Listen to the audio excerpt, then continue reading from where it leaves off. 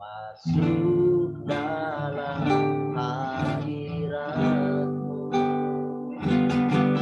jiwaku menanti. Bawaku mendekat kepadamu dalam kemuliaan yang kudus.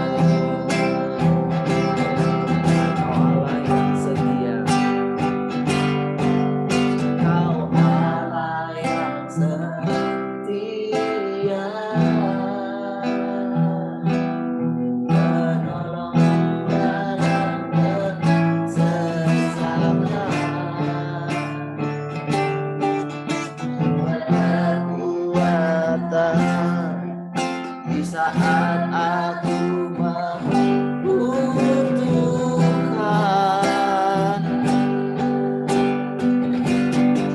kasih dan anugerah-Mu, membuatku sujud berteduh. Betapa indahnya hidup dalam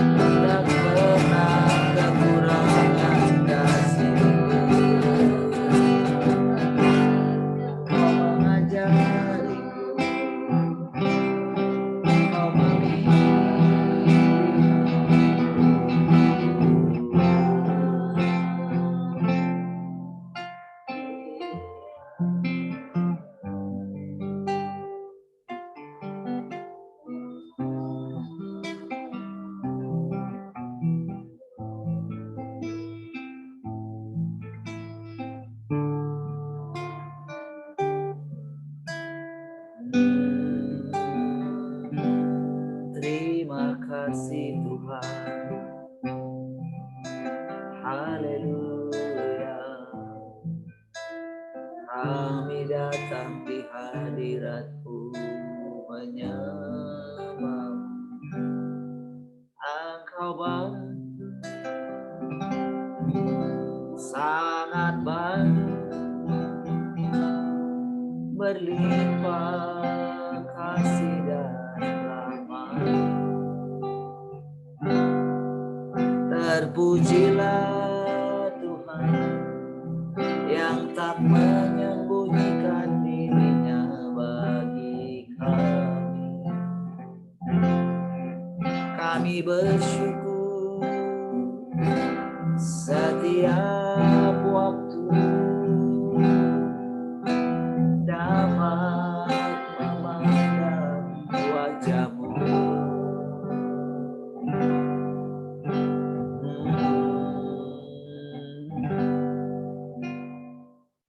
Tuhan, mulialah nama-Mu di bumi ini, nama-Mu diagungkan di bumi. Kemuliaan-Mu di surga mengatasi bintang. Betapa mulia nama-Mu Tuhan. Bila ku pandang ke langit, bulan dan segala bintang, ku heran Kau memperhatikanku. Kau pilih dan kasihi, memahkotaiku. Sebab itu ku puji Kau selamanya. Bila ku pandang ke langit,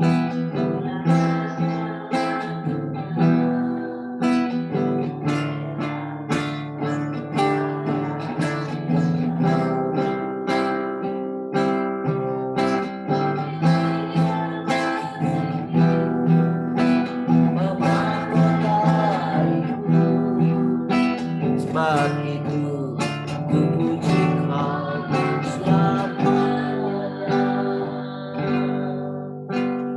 Tuhan, mulialah nama-Mu di bumi ini, nama-Mu diagungkan di bumi. Kemuliaan-Mu di surga mengatasi bintang. Mulia nama-Mu Tuhan. Kemuliaan-Mu di surga mengatasi bintang. Betapa mulia nama-Mu Tuhan.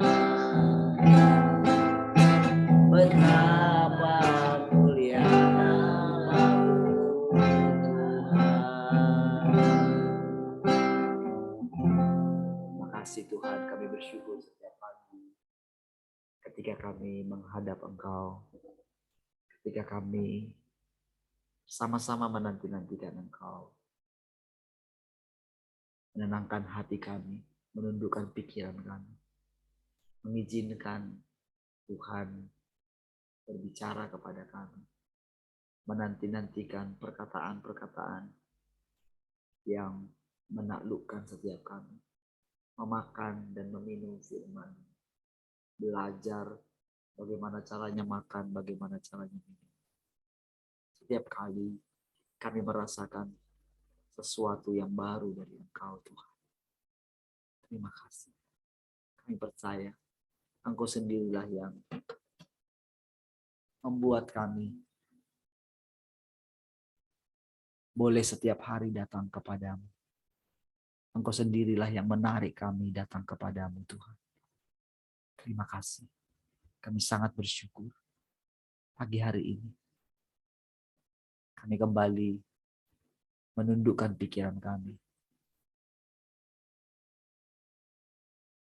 Kami yakin bahwa dengan caramu yang baru setiap hari, Engkau menggenapi firman-Mu, bahwa kasih-Mu selalu baru setiap hari. Rahmat-Mu selalu baru setiap hari. Terima kasih Tuhan. Terima kasih. Terima kasih. Kami bersyukur. Tuhan, berikan kami ketelitian untuk boleh mengenali segala pekerjaan-Mu dalam hidup kami. Karena lewat itu kami boleh memandang Engkau sebagaimana adanya Engkau. Tuhan, buatlah kiranya perkataan-perkataan-Mu menjadi perkataan yang bisa kami makan, kami pegang. Runtuhkan kiranya segala pemahaman dan gagasan-gagasan kami yang lama. Engkau yang mengetahui Tuhan. Gagasan-gagasan mana yang sudah usang dalam pikiran kami. Pemikiran-pemikiran mana yang sudah tidak diperlukan lagi. Yang harus dibuang, bahkan dibakar mungkin. Terima kasih. Perasaan curiga terhadap Engkau. Singkirkan kiranya Tuhan. Berikan kami hati yang tulus, hati yang suci. Agar kami dapat benar-benar tidak berontak terhadap Engkau. Biar kami disadarkan bahwa Engkaulah yang terus memimpin kami, mengajari kami, menuntun kami. Tuhan, ampuni ketidakmengertian kami, ketidaksadaran kami Tuhan. Ampuni, singkirkan kiranya segala watak-watak si jahat dalam pikiran kami. Biarlah Engkau dimenangkan. Biarlah Engkau berdaulat. Biarlah kami boleh semakin memahami dan mengasihi Engkau. Dan semakin membenci segala perbuatan-perbuatan si jahat. Yang menawan kami selama ini. Sadarkan kami, biar kami dengan rela menanggalkan segala ikatan-ikatan yang mengikat kami, Tuhan. Terima kasih, Tuhan. Kami bersyukur dengan sadar. Kami datang di hadirat terpujilah Engkau. Haleluya. Mari kita semua yang mengasihi Tuhan sama-sama katakan. Amin.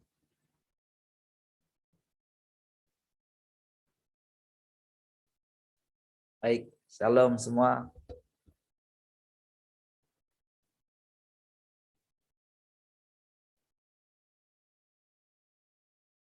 Shalom semua. Shalom semua. Shalom, selamat pagi.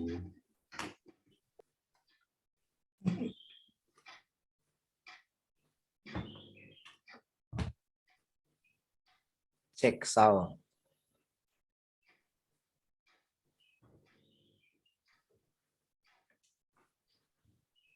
Haleluya, shalom semua. Cek sound dulu suaranya, tandanya hadir gitu. Absen dulu. Shalom semuanya, selamat pagi.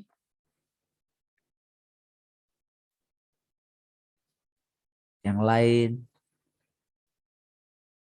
absen dulu. Shalom. Keluarga Glory, Glory si Hombing, Glory si Torus, Arta,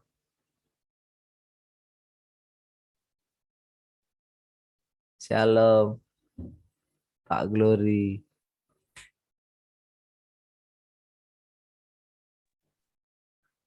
Shalom Pak. Oke, sudah semua kah absen tadi?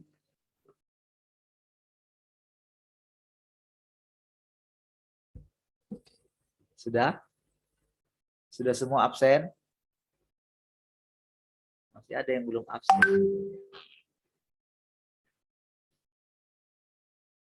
Pak Nanser hadir. Yang di radio ada 6 ya.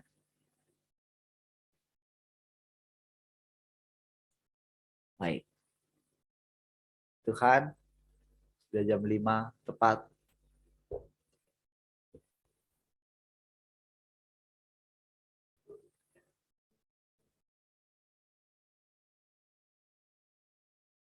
Oh, suaranya hilang. Padahal tadi kita mau dengarkan kesaksiannya setelah sakit gitu. Iya, setelah mengalami sakit dulu baru sembuh. Ternyata masih hilang suaranya. Baik, puji Tuhan. Hukum pertama masih berlaku. Pasang dulu muka senyum.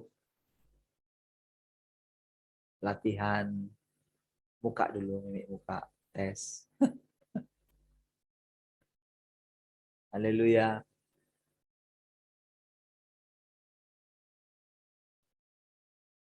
Amin. Oke, ada yang mau cerita?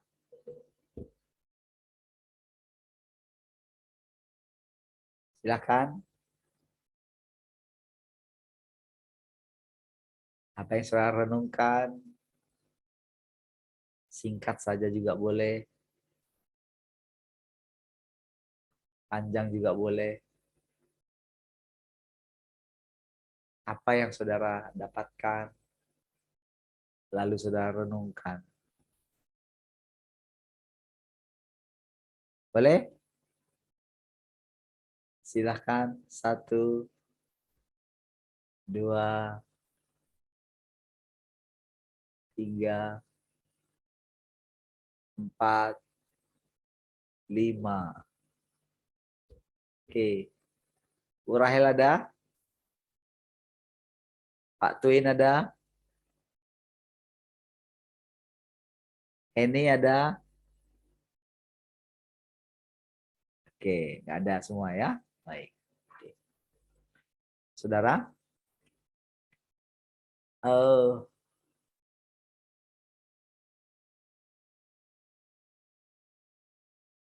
orang-orang kudus, saudara, di zaman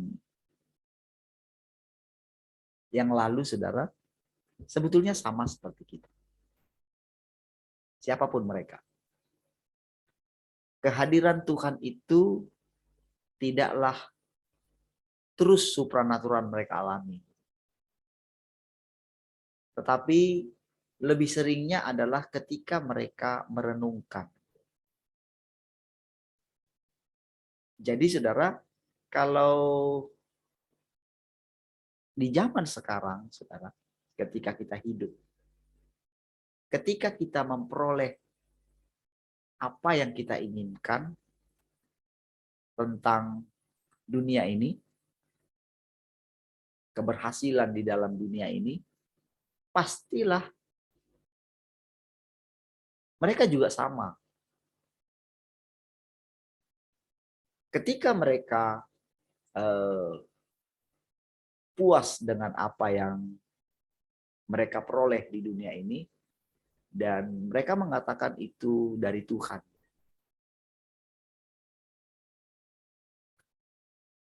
maka pasti saja mereka mengalami namanya kehilangan, dalam tanda kutip ya. Ada pasti jam-jam di dalam perjalanan mereka mengikut Tuhan itu, pasti ada nggak merasakan Tuhan.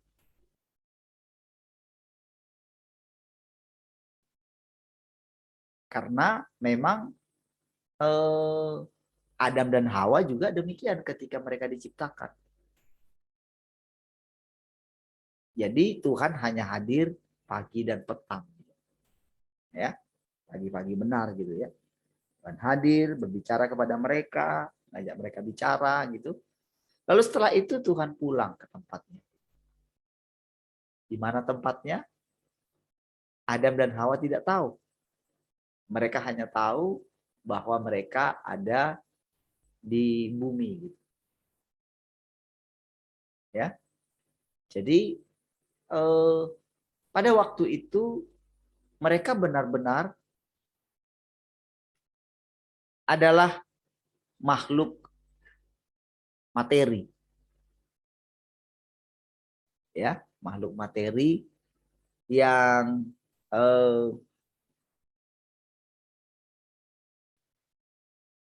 tidak juga dipengaruhi oleh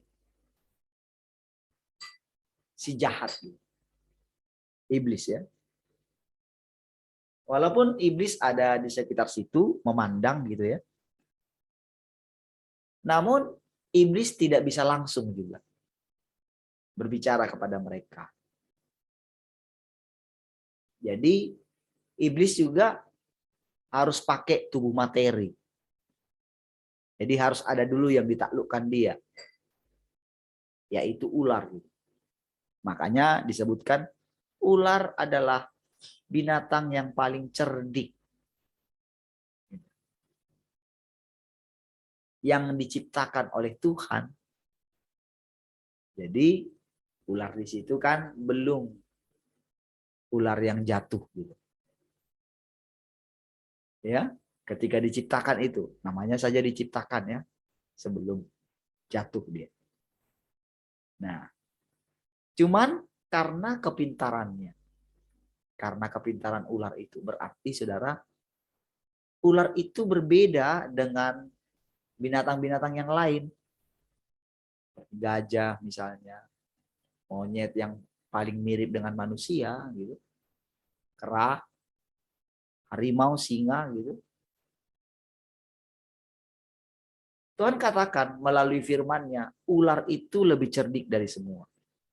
Berarti dia diciptakan berbeda.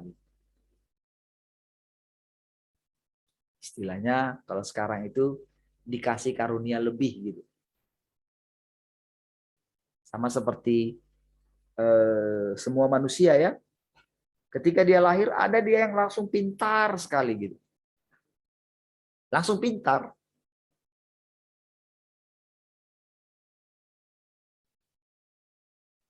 Jadi kalau menurut kita pintar itu anugerah luar biasa.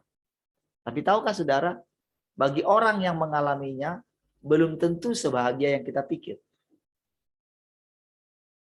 Saudara mesti renungkan itu. Orang kaya, yang kaya sekalipun, belum tentu sebahagia orang yang paling sederhana.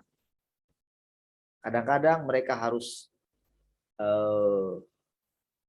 membuat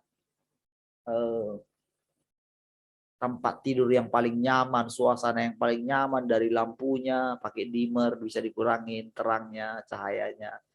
Tempat tidur yang paling empuk, bantal yang paling nyaman. Itu bisa mahal sekali. Tapi belum tentu mereka bisa tidur dengan nyenyak. Karena apa? Pikiran mereka. Jadi begitu mereka mengalami misalnya dalam bisnis mereka gitu ya. Padahal saudara sebetulnya belum apa-apa gitu ya. Tapi sudah mulai ada gangguan sedikit saja. Mereka sudah mulai melihat kompetitor-kompetitor ya. Ngelek sah? Ngelek ya? Shalom semua. Cek dulu. Oke kah suaranya? Kalau oke bisa ini. Kalau ada gangguan boleh dibilang ya. Oke ya. Oke coba oke tes gini. Tangannya, jempolnya.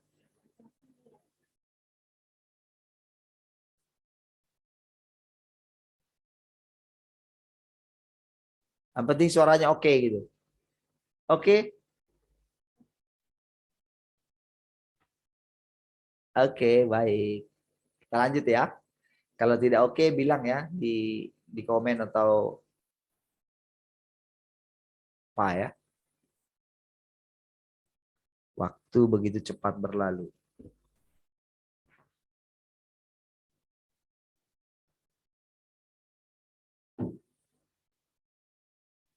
Jadi begitu ada masalah sedikit di dalam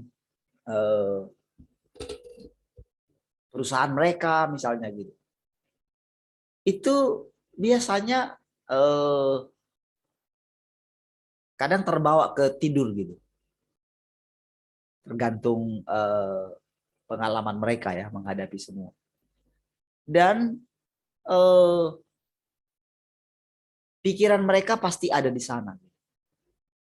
Sementara saudara di dunia ini terus bersaing. Orang-orang makin cerdik. Di atas orang pintar pasti ada orang pintar.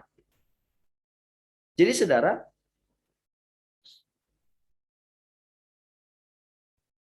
bukan masalah seberapa banyak yang kita ketahui. Makanya saudara, dari awal-awal saudara pernah mendengarkan, ayo ketika kita mendapatkan sesuatu itu, kita mesti rela. Jadi ini caranya Tuhan juga supaya kita itu tetap lapar dan haus akan Dia. Kalau kita selalu, apalagi besok ya. Apalagi ya. Atau ketika saudara sudah menjalaninya, ternyata begitu juga. Nah, itulah salah satu bahaya membuat kita itu bisa tawar hati. Padahal sebetulnya saudara, setiap kali saudara kita datang kepada Dia, selalu ada satu hal yang baru.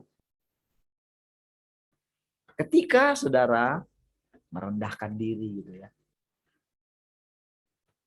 dalam persekutuan seperti ini,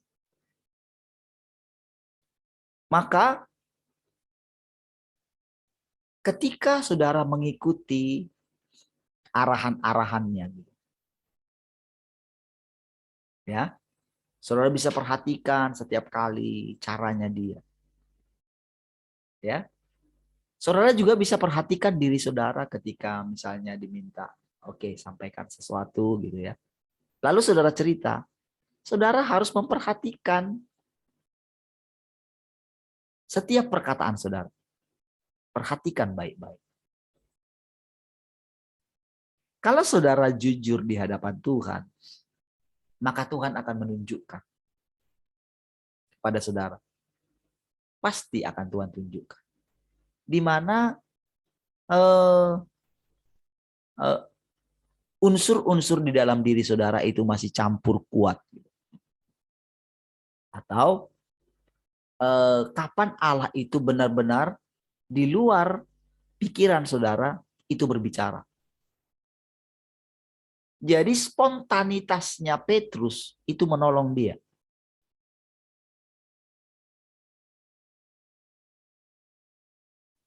Ya, spontanitas.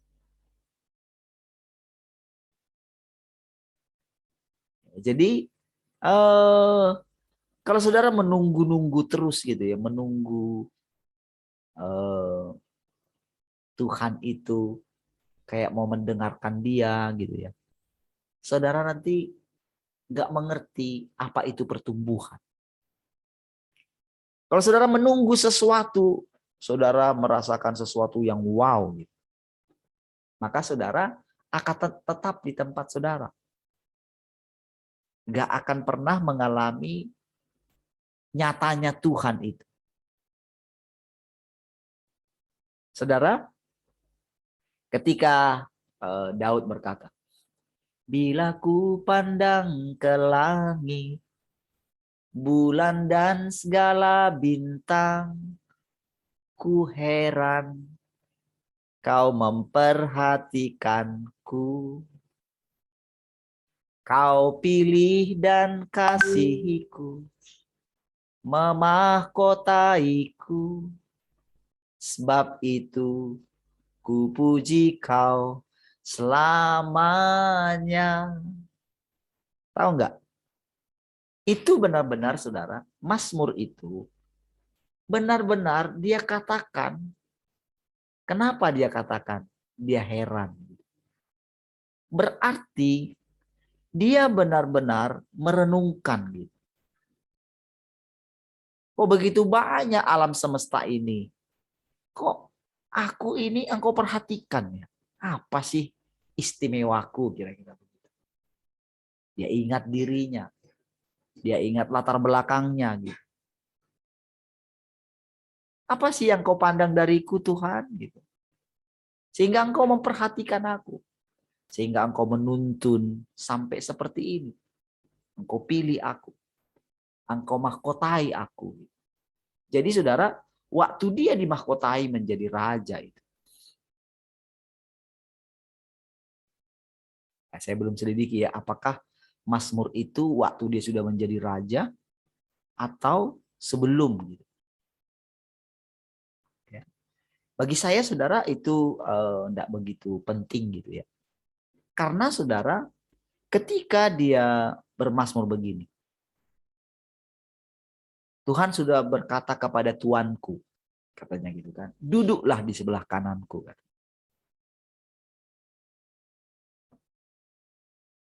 Pada waktu itu saudara, ketika dia bicara itu yang dia dengar itu adalah perkataan kepada dirinya gitu. Kok saya ini kok begini ya? Apa saya? Jadi dari hasil perenungannya itu saudara, dia itu berpikir begini. Makanya dia katakan, ku heran kau memperhatikanku. Dia merenungkan tentang Tuhan. Pasti saudara, karena dia itu punya pengalaman bersama dengan Tuhan hari-hari yang dia lalui.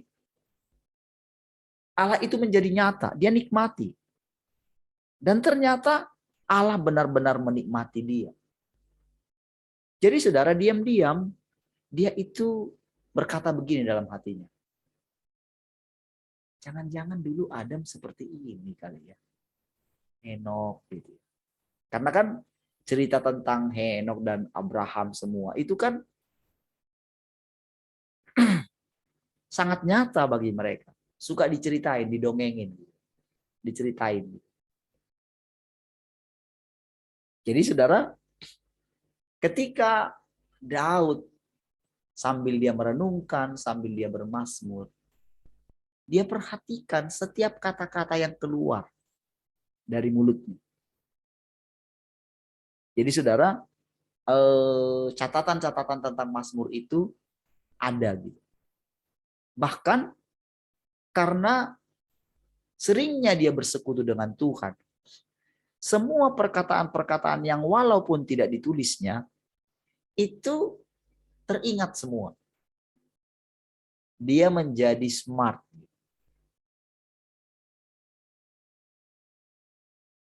Jadi sebetulnya tahukah saudara, Allah itu ingin menuliskan di dalam hati kita dan pikiran kita dan akal kita. Saudara, kita dikenal dengan yang namanya alam bawah sadar ya. Alam sadar, otak kita, otak kiri dan otak kanan itu. Ada alam sadar, ada alam bawah sadar. Nah, alam bawah sadar ini merekam setiap kejadian-kejadian yang mungkin tidak terpikir oleh alam sadar kita. Makanya ada dulu kita pengajar tentang level alfa, level gamma, level apa lagi gitu. Itu saudara dipelajari oleh manusia. Mereka pelajari. Ya, dan itu menjadi ilmu. Dan begitu diterapkan ada kebenarannya. Ya, mengetahui. Namun bagaimana itu dipenuhi oleh Allah tergantung semakin sucinya hati kita.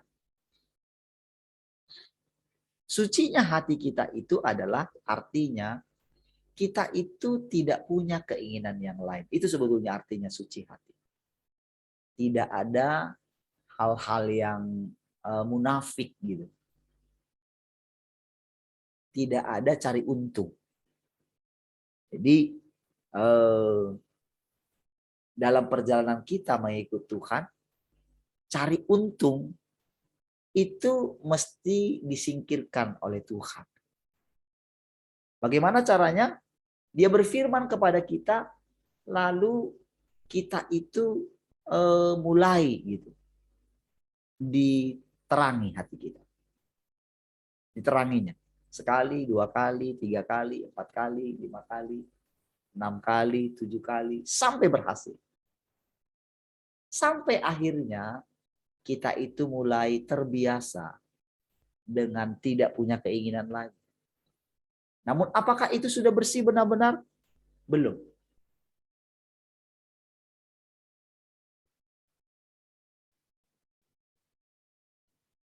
Karena kalau sudah, maka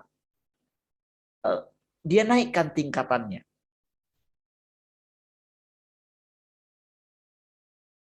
Saudara, bagaimana caranya dia meningkatkannya? Melalui doa kita. Lalu, apakah doa kita itu lahir sendirinya dari kita? Tidak juga. Dari dia, oleh dia, bagi dia. Nah, jadi saudara, nanti saudara akan memahami sendiri.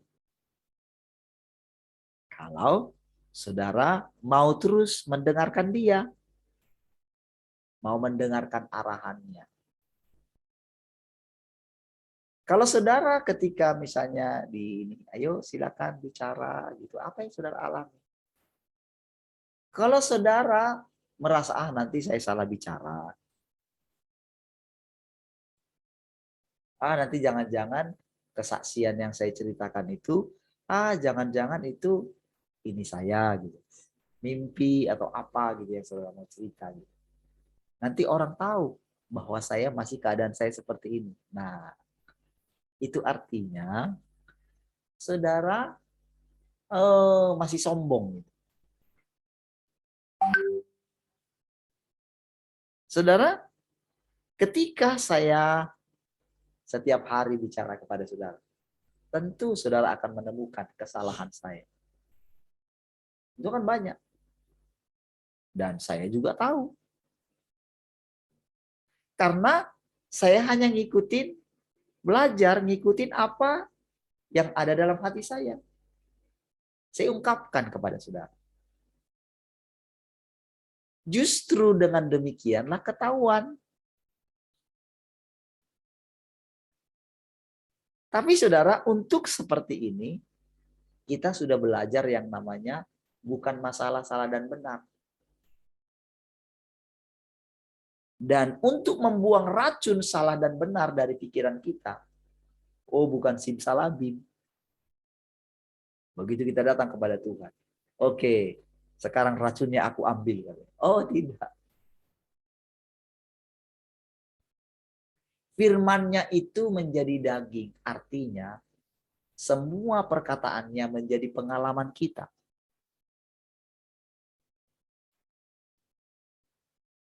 Jadi kalaupun dijelaskan saudara bahwa Tuhan itu ada di Gunung Kudusnya gitu kan. Orang yang tak suci hatinya tidak bisa naik ke sana gitu kan. Sebetulnya saudara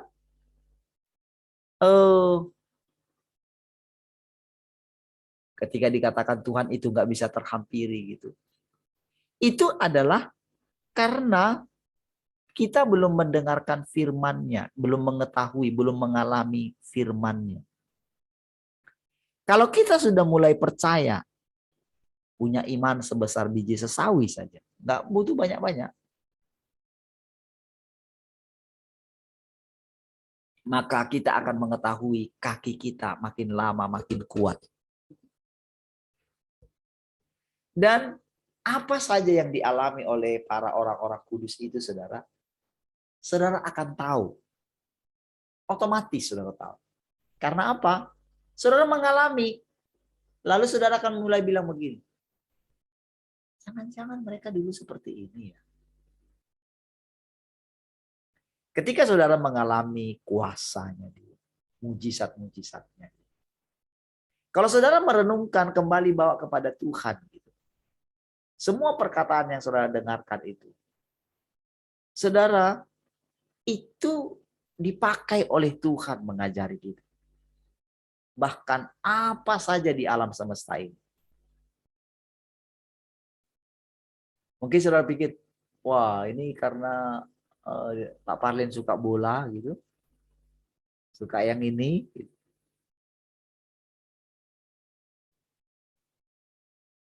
Maka ya dia bisa cerita kayak gitu. Nah, tahukah saudara, setiap apa saja saudara, bahkan yang orang-orang pintar bicara gitu ya. Oh, saya lihat itu pintar sekali, saudara. Bukan sekedar pintar, saudara. Ada mereka itu yang memang melakukan riset yang panjang tentang bangsa ini misalnya. Ada yang panjang melakukannya. Setiap keputusan misalnya yang diambil gitu ya. Jadi walaupun orang itu nampaknya mengatakan, oh saya nggak ada ambil untung di situ misalnya gitu ya. Itu mereka bisa urai dan mereka punya data-datanya. Sehingga saudara ketika mereka bicara di publik itu, karena memang mereka tahu kalau mereka tak punya dasar yang kuat, alibi yang kuat, maka mereka akan dipatahkan. Jadi tahukah saudara, lama-kelamaan mereka belajar bicara dengan tenang. Jadi, tapi dari sini juga sebetulnya saudara, Tuhan itu menolong umat manusia ini, mereka itu bisa dengan tenang.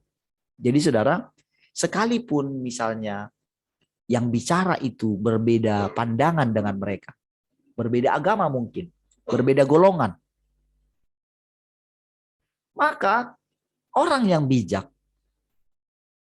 jadi saya perhatikan tuh mereka, itu satu. Bahkan bisa sekarang memperhatikan orang-orang yang menjengkelkan sekalipun gitu. Dan ternyata di balik dia menjengkelkan gitu, di situ saudara kelihatan ternyata begitu pintarnya dia itu sembunyi di balik kelicikannya gitu. Jadi ternyata orang itu semakin licik gitu. Tetapi saudara, di balik kelicikannya itu ada ini ya, ada hikmat sehingga dia bisa bersembunyi di balik kelicikannya. Jadi orang-orang lain juga menyadarinya. Kan dari situ saudara, mereka bisa belajar. Kenapa mereka bisa belajar? Karena mereka juga punya hati juga kan. Punya hati yang licik juga. Dan kalau mereka benar-benar agak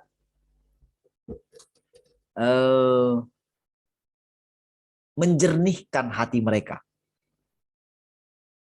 Mereka benar-benar punya niat yang tulus dalam hati mereka. Maka secara otomatis mereka itu bisa tahu kelicikan hati orang lain karena dia sudah murni ceritanya. Dia memurnikan dirinya. Ini orang dunia loh saya bilang. Orang dunia yang berhikmat.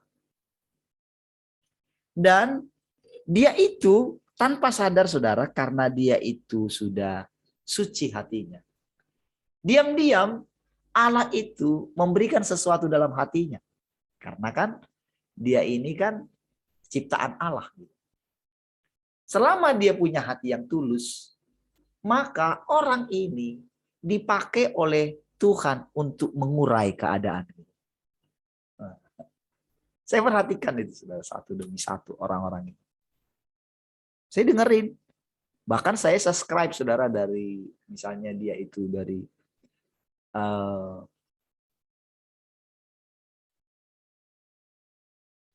Muslim sekalipun gitu.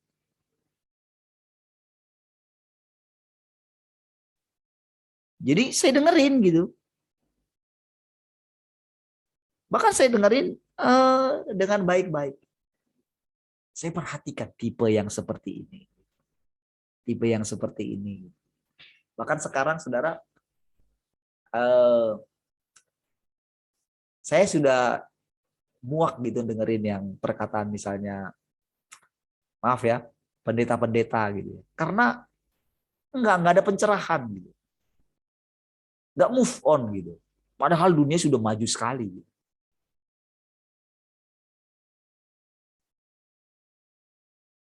Ya, paling yang agak ini saudara Bambang Nursena itu ya.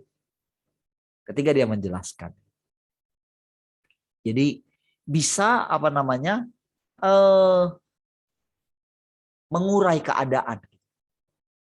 Jadi kan sebetulnya yang mereka ceritakan itu kan sejarah ya. Tapi kenapa mereka bisa yakin gitu? Yakin dengan sejarah yang mereka ceritakan.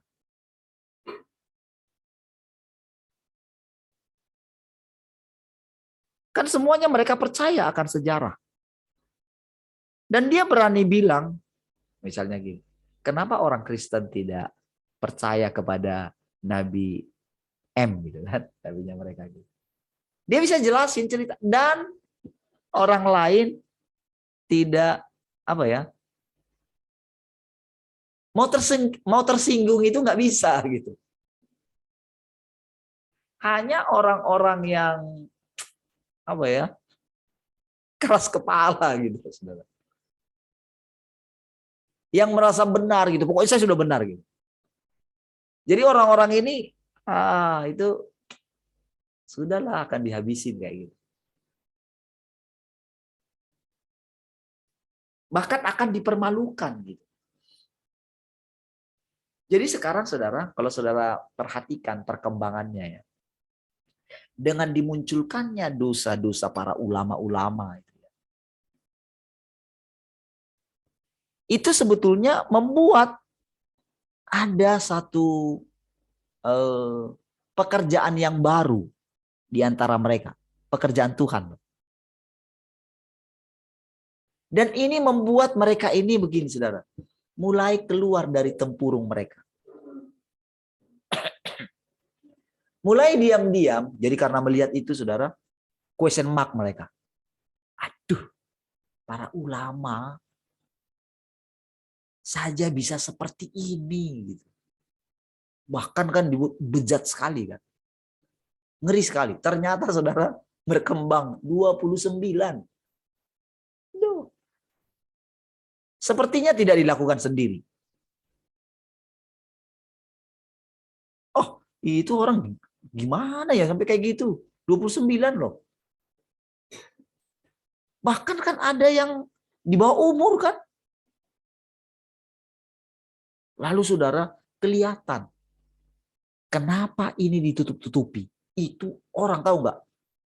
Itu orang banyak itu, para pengikut mereka. Itu question mark. Mulai ada kata-kata begini. Jangan-jangan. Jangan-jangan. Jangan-jangan. Sehingga saudara, kejadian ini, jadi begitu ini diekspos.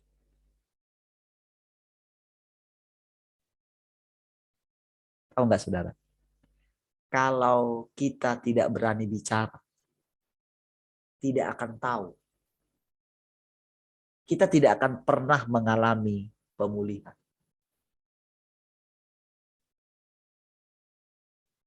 Karena apa? Itu semua terpendam.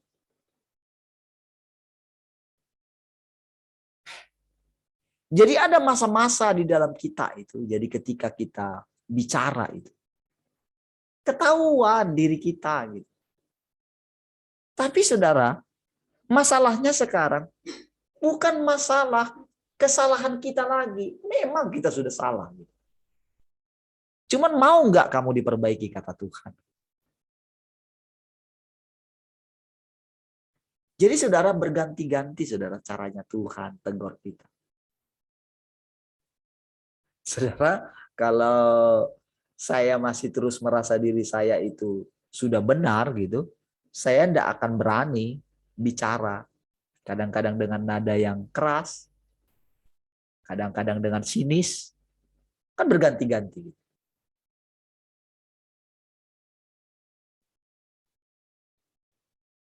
Kadang-kadang saya tegur gitu. itu saudara, saya bisa merasakan Tuhan itu berganti-ganti caranya gitu. Dan ketika saya mulai memperhatikan gitu ya, memperhatikan orang-orang tertentu, ketika mereka bicara. Sekarang ini saudara, agama itu mulai benar-benar saudara terjadi satu perubahan. Kalau dia benar-benar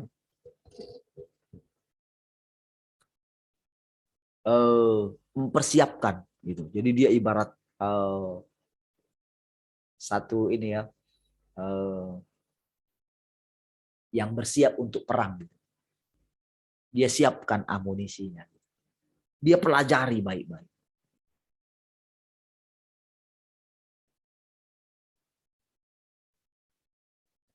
Jadi saudara, di bangsa kita saudara, ternyata ada banyak sekali orang-orang yang kemampuan intelijen negosiasi,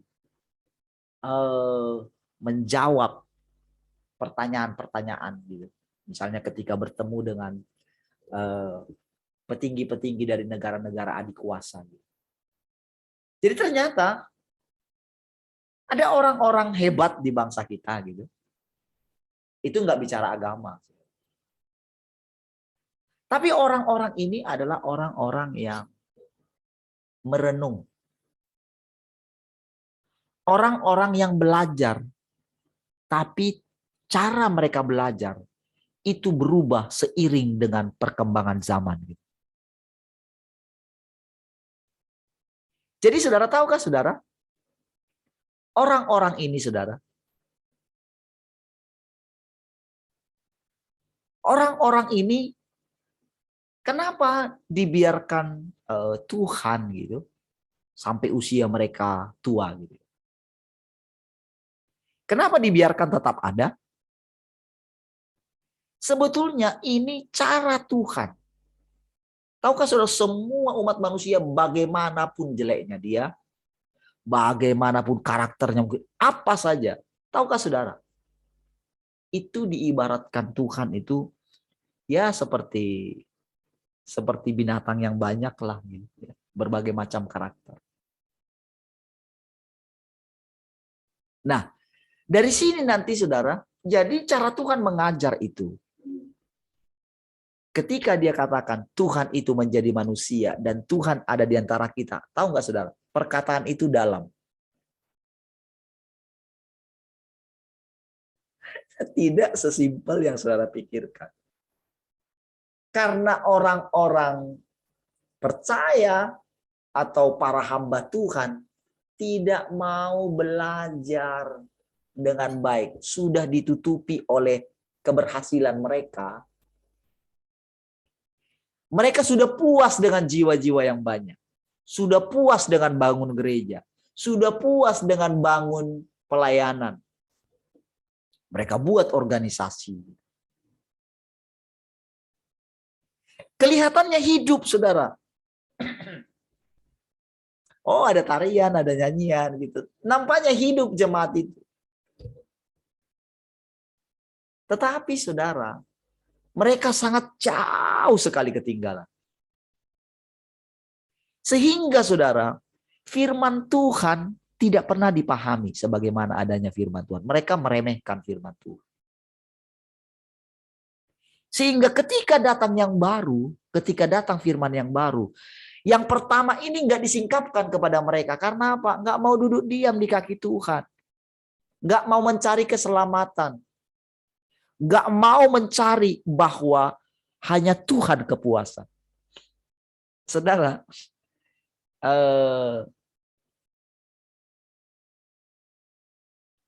dari segi usia, dari segi pengalaman hidup, harusnya saudara sudah punya banyak pengalaman hidup. Bagaimana gagal, bagaimana berhasil, bagaimana sudah pernah menjadi orang berhasil. Harusnya dari situ, saudara sudah harus berani menghentikan keberhasilan dunia ini.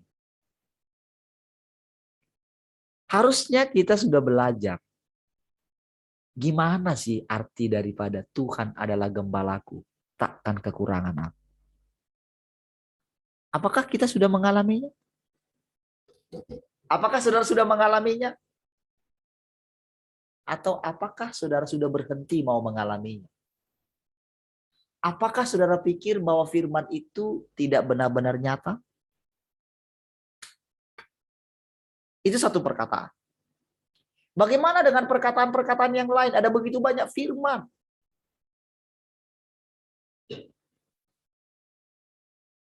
Apakah saudara sibuk dengan hobi saudara? Sibuk dengan pekerjaan saudara? Sibuk dengan ngurus keluarga saudara? Kenapa kita tidak memikirkan tentang bahwa langit yang lama ini yang kita kejar-kejar, yang saling bersaing manusia ini, akan diganti dengan yang baru. Kalau saudara tidak mengalihkan perhatian saudara kepada zaman yang baru, apa nanti? Maka saudara tidak akan mengerti apa saja yang sedang terjadi di muka bumi ini. Tuhan tidak akan menunjukkan kepada saudara. Akan ada satu perkataan, Tuhan nggak datang-datang kok ini gitu. Maka akan memukuli hamba-hambanya katanya kan, utusan-utusannya kan. Saudara ngerti nggak ayat itu? Itu berbicara mengenai kita yang terus memukuli orang lain. Berbicara mengenai saya. Tetapi saudara, ketika saya coba untuk mengatakan, itu bukan aku ya Tuhan. Atau, kok saya Tuhan? Kok kira-kira, kok itu saya? Dan memang saya Tuhan. Tapi gimana caranya lepas dari sini?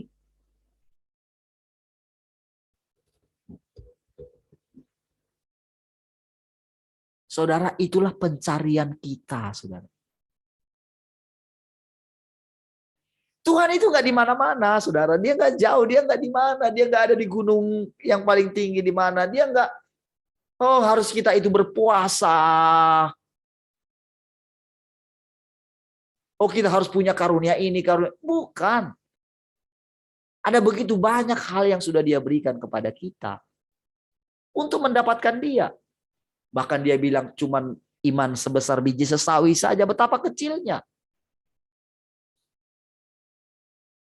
Lalu kita menganggap, kita harus punya iman yang sangat besar. Makanya Tuhan katakan, yang dia inginkan dari kita sedikit aja gitu loh.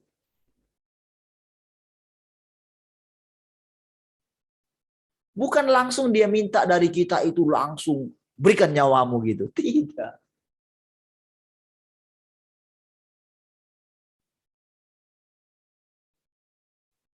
Sedikit saja kasih dia perhatian. Misalnya ketika kita nggak memahami, belilah daripadaku emas yang dimurnikan. Kalau hati kita tidak tertuju ke situ, tahu nggak perkataan itu, saudara? Itu dari berbagai macam buku, saya sudah dapatkan hikmatnya tentang ayat itu, saudara. Iya, karena saya seorang pembaca gitu. Tapi tidak ada pernah yang bisa memuaskan. Tetap saudara ada kebingungan di dalam ayat itu. Karena begini, pada dasarnya, pada hakikatnya, mana mau kita itu kehilangan nyawa? Mana mungkin? Daging kita itu kalau sudah lapar, itu pasti pengen butuh makan. Yang dipikirannya cuma satu, makan. Makanya kadang-kadang makanan apapun disantap. Itu kalau orang yang udah lapar.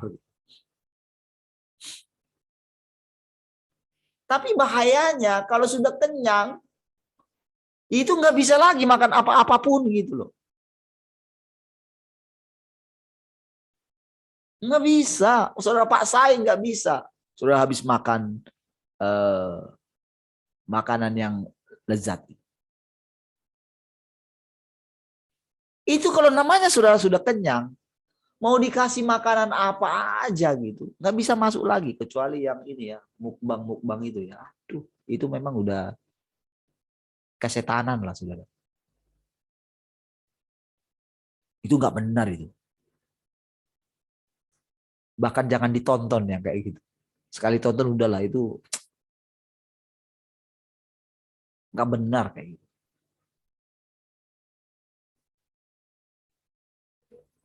Jadi itu orang-orang yang ya maaf ya. Kalau di firman Tuhan itu bilang begini. Itu kayak maaf ya, babi yang kerjanya makan ya gitu, habis itu udah tidur. Tapi bulan 12 dipotong, saudara.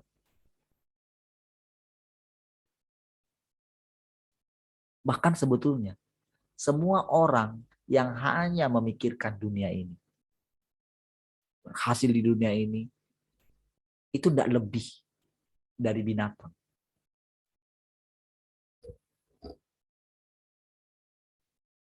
Yang hanya memikirkan untuk dirinya sendiri.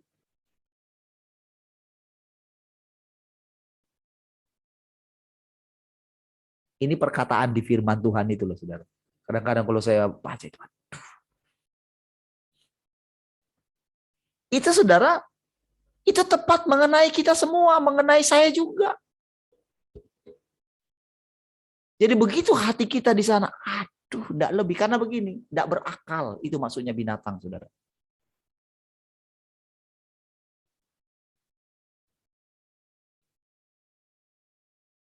Ini loh, aku sudah berikan diriku kepadamu. Kok kamu masih pengen ini kamu bodoh gitu maksudnya. Nggak bijaksana.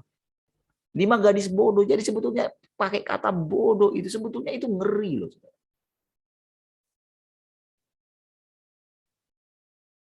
Cuman karena kita itu nggak mau berubah, tetap bodoh, maka kita terus bersembunyi di balik kebodohan kita. Udah dibodohin terus sama iblis. Kamu lihat nih dunia ini loh sudah mau hancur. Nih lihat nih orang-orang kaya itu. Lihat negara-negara kaya itu. Cina, saudara, mereka sudah mencapai kan harusnya. Dengan penduduk mereka, dengan sistem kekerasan otoritas yang mereka buat. Tahu nggak, saudara? Sekarang mereka itu seperti di ujung tanduk. Bayangin, Taiwan mau diperangi dia. Natuna aja diperebutkan. Gitu. Lah, udahlah baik-baik aja harusnya gitu loh.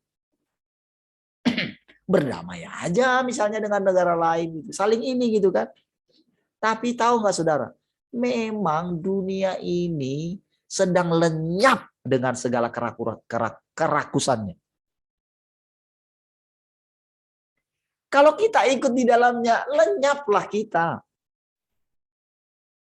Tak akan bisa masuk kepada peradaban yang baru, kepada zaman yang baru, kalau kita tetap di sana. Semua saudara sekarang lihat saudara, orang yang koar-koar sekarang.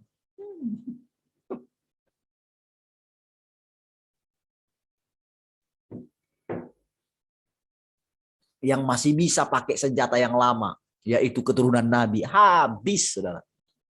Nggak bisa. Kebobrokan mereka, penipuan mereka, itu diekspos. Mereka bisa lari, mana bisa lari. Coba lihat Yusuf Mansur, Haji Lulung, baru meninggal kan? Nggak ada diberitakan Haji Lulungnya. Hanya diberitakan gitu, baru udah meninggal gitu. Nggak ada diceritain. Karena mungkin orang tahu semua keadaannya dulu gimana. Karena diekspos. Yang paling mereka berita paling semua musuh-musuhnya Ahok habis semua katanya. Kan itu beritanya kan. Nggak ada dibilangin tentang jasa-jasanya bagaimana. Hanya disebut musuh abadinya Ahok. Jadi saudara, hanya orang-orang yang berani gini loh. duduk diam gitu loh. Yang terbaik hanyalah segeralah bersujud. Mungkin kita masih diberi waktu. Saudara, perkataan itu tanpa sadar itu adalah perkataan Tuhan. Yang terbaik bagi kita itu, ayo kita duduk di kaki Tuhan seperti Maria diajar oleh Dia. Saudara, ngomong dari hati saudara tentang hidup saudara, ngomong sama Tuhan. Perhatikan jejak langkah Tuhan di dalam hidup saudara. Perhatikan bagaimana Dia menuntun saudara. Kenapa saudara mengalami ini? Kenapa mengalami itu? Kenapa saudara terus ada dalam penderitaan? Coba lihat dari sisi yang lain. Jangan dari sisi saudara saja. Lihat dari sisinya Tuhan. Kenapa saya menderita ya Tuhan?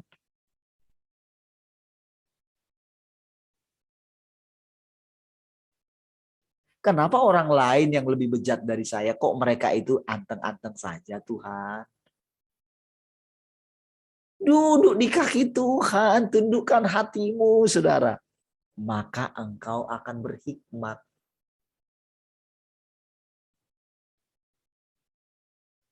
Jadi setiap perkataan yang apapun yang rasanya saudara membuat saudara bergejolak. Sekali saudara bergejolak. Tapi karena saudara dengar, pokoknya aku mau terus. Kedua, ketiga, keempat, nggak mungkin saudara nggak runtuh. Nggak mungkin. Runtuh dulu, baru dia bangun kembali. Kalau apa? Kalau kita itu nggak bebal.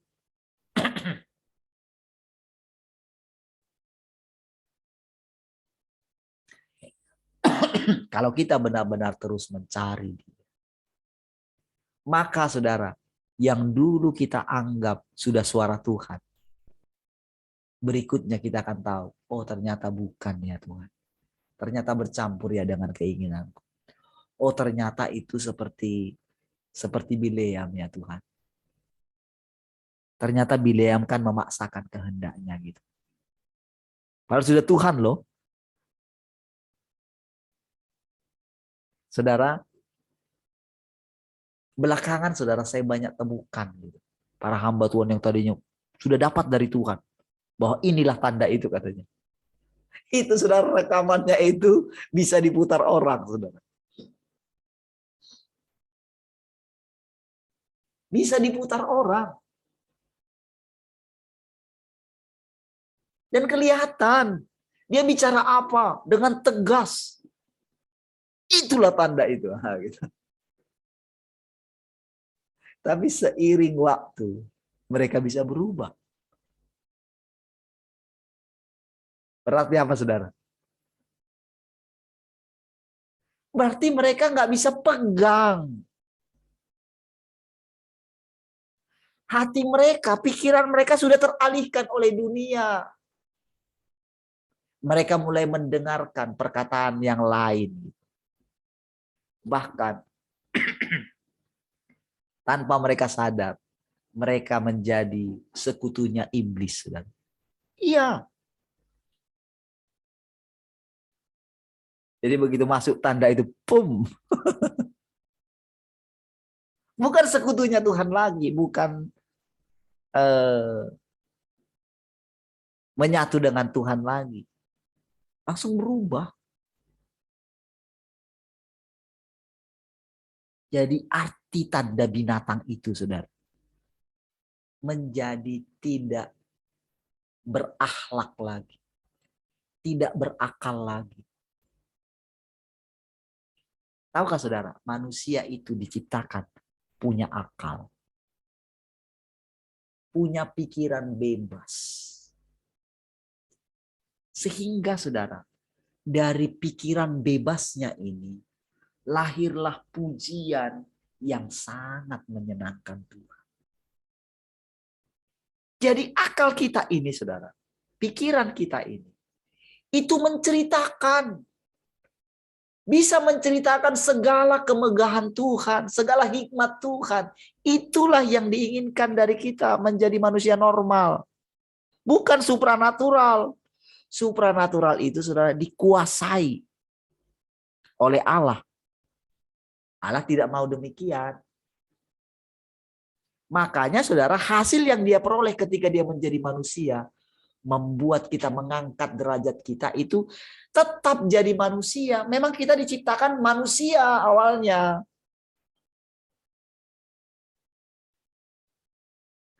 Kenapa kita dikatakan itu jadi anak Allah? Itu supaya begini saudara. Supaya kita mengerti bahwa memang Allah mengasihi kita. Allah itu Bapak kita gitu loh.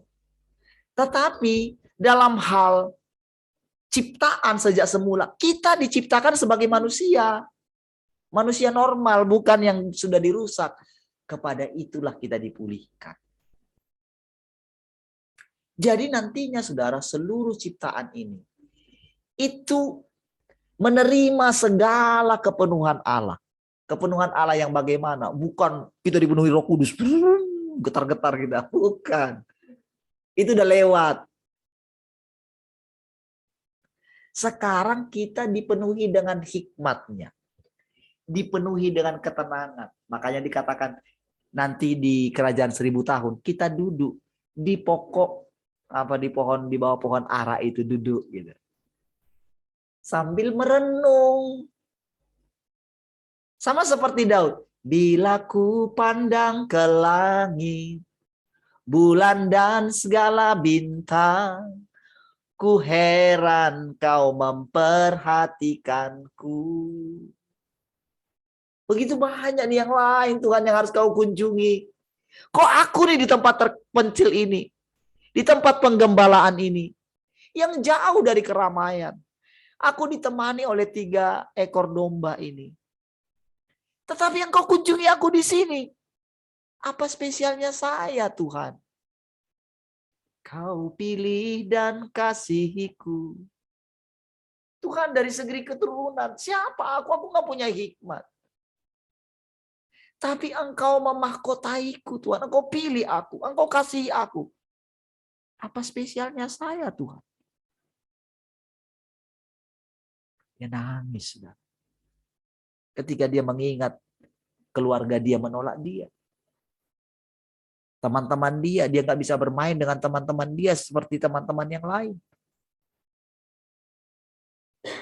Begitu temannya ngajak dia mau main gitu, bapaknya sudah panggil, Daud. Ya Pak. Nih, bawa. Pergi gembalakan ini. Iya Pak. Itu nanti ya. Kadang-kadang teman-temannya ngejek gitu. Jadi begitu sudah selesai gitu, kenapa sih kamu itu mau nurut aja gitu. Taulah bapakku katanya. Kalau aku nggak nurut, dipukulnya aku. Udah daripada saya dipukulin terus, udahlah. Sekali-sekali ayolah.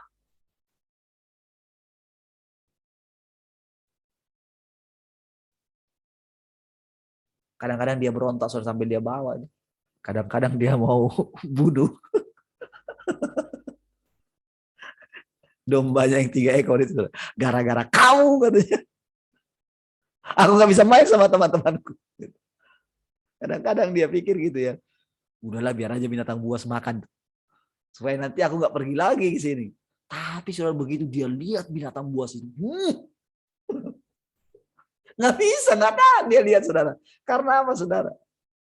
Domba-dombanya itu sudah jadi sahabatnya dia saudara. Sama seperti Uli saudara menangisi anjingnya kemarin kan. Saya ketawa itu gempar di FB. Orang mengucapkan rip gitu, dijawab juga terima kasih gitu. Saya pikir oh Tuhan.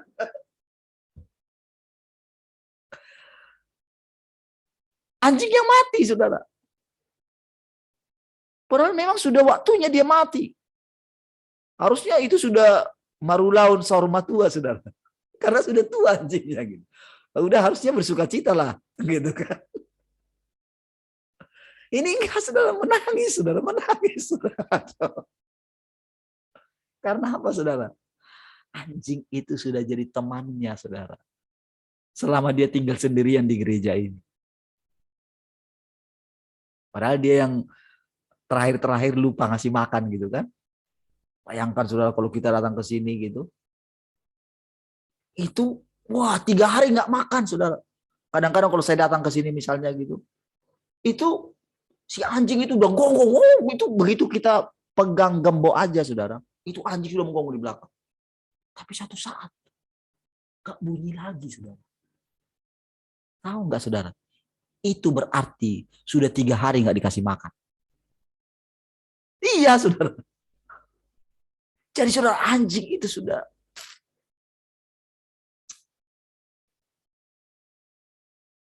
Hanya saja dia tidak bisa bicara seperti keledainya Bileam, saudara. Kalau dia bicara, dia akan marahin si Uli, saudara. Dia akan seneni itu. Gitu, saudara. Cuman dia, saudara, sudah belajar menikmati penderitaan, saudara.